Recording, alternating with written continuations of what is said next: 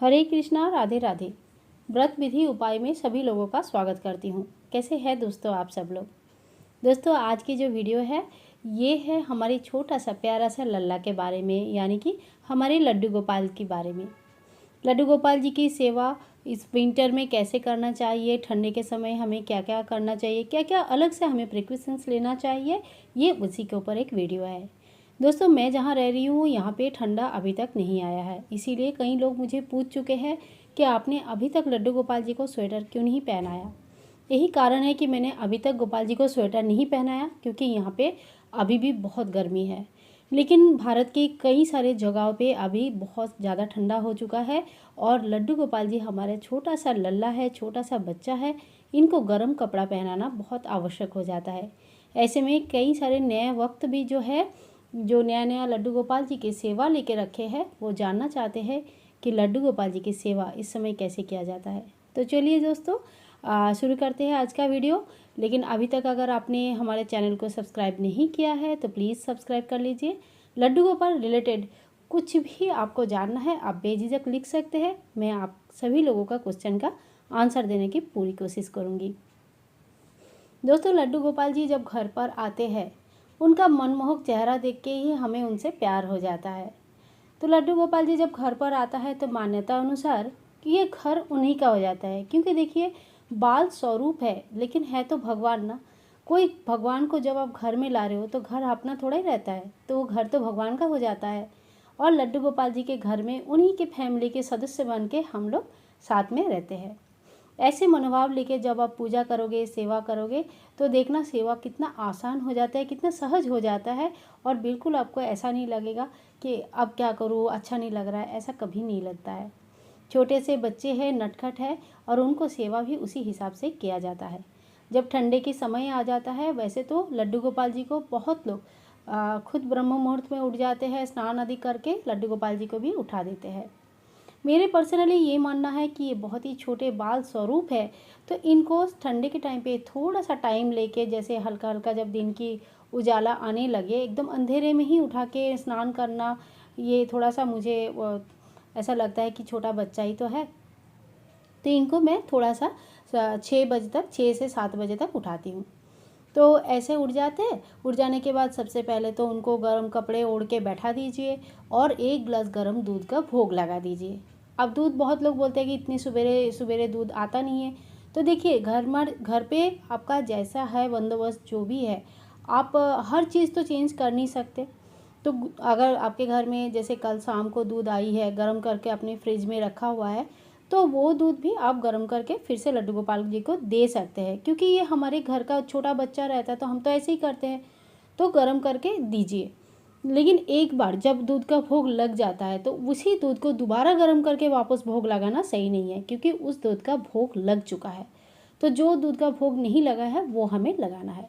अगर आपके पास नहीं है तो आप माखन लगाएं, मिश्री लगाएं। सवेरे जो गर्म चीज़ों का अगर भोग लगाते हैं तो वो ज़्यादा अच्छा रहता है। कोई भी तामसिक भोजन लड्डू गोपाल जी को बिल्कुल कभी भी नहीं लगाना चाहिए।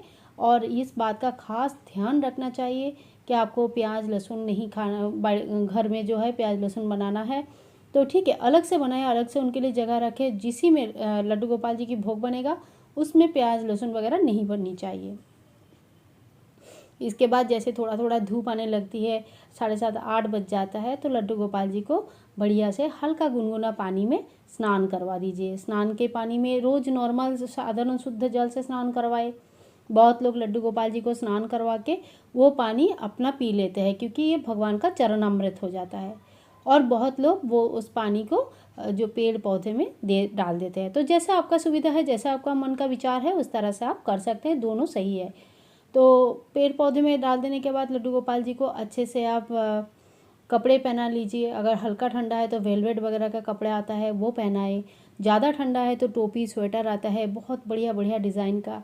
तो प्यार से बच्चे के लिए कुछ तो अच्छा अच्छा डिज़ाइन का स्वेटर वगैरह लेके आइए और स्वेटर पहनाए उनको। और उसके बाद थोड़ा सा फल वगैरह का, अगर बिल्कुल घर में जैसे बहुत लोगों का रहता है ना कि एकदम से टाइम नहीं है क्या करूँ, तो घर में कम से कम फल रखा करें। फल का भोग सर्वोत्तम है। अगर आपके पास कुछ भी नहीं है, आप हमेशा कभी भी फल का भोग तो लगा ही सकते हैं। थोड़ा सा लड्डू बना के रख ले, ठंडे के टाइम है, थोड़ा सा नमकीन वगैरह घर पर बना के रख ले। तो ये सब चीज़ें जो घर पे बना हुआ है, देखो बहुत लोग पूछते हैं कि नमकीन दे सकते हैं, केला बनाना चिप्स दे सकते हैं, तो ऑफ कोर्स दे सकते हैं, कोई प्रॉब्लम नहीं है। आप घर पर बनाइए ना, घर पर बना के दीजिए ना, कोई प्रॉब्लम नहीं है। हम जब घर के छोटे बच्चे को बाहर का चीज़ मना करते हैं, पर वही चीज़ हम घर पर जब बनाते हैं तो उनको देते हैं, क्योंकि हमें पता है कि हमने किस तरह से उसको बनाया है, हमने उसमें क्या क्या ऐड किया है, क्या नहीं किया है। तो इस तरह से लड्डू गोपाल जी को आप घर पर बना हुआ कोई भी चीज़ दे सकते हैं। बस तामसिक नहीं होना चाहिए, नॉनवेज नहीं होना चाहिए, बस इतना ही प्रिकॉशन रखना है, बाकी कोई और तामझाम नहीं है। अगर आप चारों टाइम का खाने का, देखिए लड्डू गोपाल जी जब घर पर आते हैं तो हम मन ही मन एक संकल्प लेते हैं कि हम किस तरह से उनका सेवा करेंगे। बहुत लोग 2 टाइम के खाने का सेवा लेते हैं, जैसे सवेरे दिए और शाम को दिए, क्योंकि बीच में घर पर कोई रहता ही नहीं है तो फल वगैरह रख के चले जाते हैं, ड्राई फ्रूट्स रख के चले जाते हैं। और बहुत लोग ऐसे भी होते हैं जो दोपहर का भात, दाल, सब्जी, रोटी, पोहा जो भी बना है वो भी भोग लगाते हैं। तो आपने जैसे भी सेवा लेके रखा है उस हिसाब से ठाकुर जी को भोग चढ़ाए दोपहर का।